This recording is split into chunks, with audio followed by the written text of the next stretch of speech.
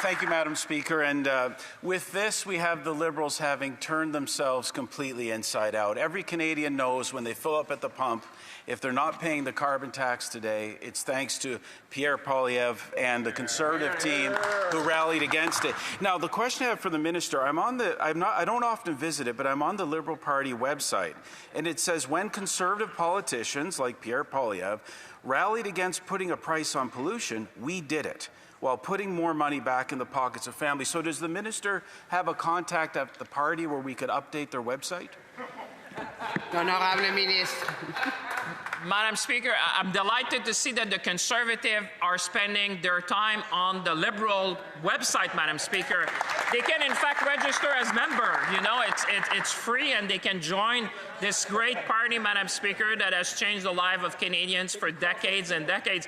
It's very interesting that they would want to look at our website, because it's a great website, actually, and I'm pleased to see that they are watching and the policy that is going to build Canada strong. But this morning is not about the Conservative, Madam Speaker. It's not even about our website. It's about Canadians. What we're going to do today is to change the life of Canadians, because by building a Canada strong, we give hope to the next generation.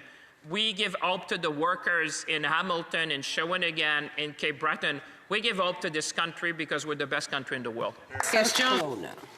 Madam Speaker, and congratulations on your appointment. I'd like to ask the Minister the following. He talked about the industrial carbon price being fundamentally important. What's really important, Madam Speaker, is when especially we have our steel industry, our aluminum industry under attack, is the price itself.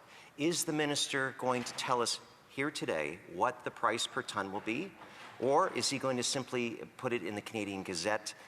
Madam Speaker, this is about accountability. This is about letting Canadians know what that industrial carbon price will cost them. Honorable Ministre. The Honourable Minister. Speaker, I'd like to thank the member as well for his question, member for whom I have a lot of respect. And I must say, you know, we have seen that our steel and aluminium industry is under threat. We are really in a trade war, Madam Speaker, and it's time as Canadians that we stand up together.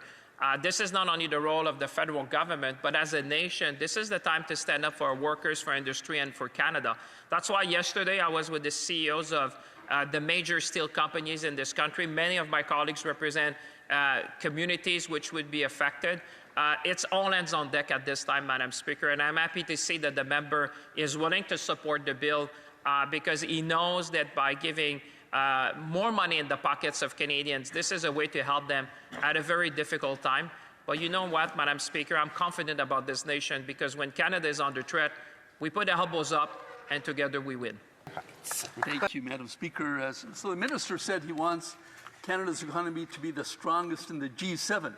He must realize that we're lagging way behind our trading partners. The OECD report said the level of Canada's labour productivity lags its peers. And Carolyn Rogers of the Bank of Canada said just last year that our productivity metrics is a crisis, an emergency, time to break the glass. And his predecessor, back in 2022, said that Canada's productivity challenges is an insidious problem. So does this minister really think that after 10 years of recycled Liberal ideas, finally they have the solution? Minister. Madam Speaker, I would say that, you know, the member is a very experienced member of this House, and I had the pleasure to hear him for many years. But there's facts that he's avoiding. Canada is one of the few countries of the G7 which has a AAA credit rating, Madam Speaker. Canada has the lowest debt to GDP. I just hosted, next to his province, he lives, well, he comes from British Columbia, but just next door we were in Banff with the G7 finance ministers and central bank governors.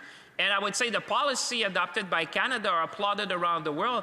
People understand that this plan to build a country, to increase our defense spending to meet the moment, to make sure we build more housing, is the way forward, Madam Speaker. So the members should rejoice. I saw that he voted for the motion, but he should rejoice that together we're going to build a Canada strong. It's going to benefit every region of the country, including the one that he represents in British Columbia. We're proud to build this country together. Honourable member for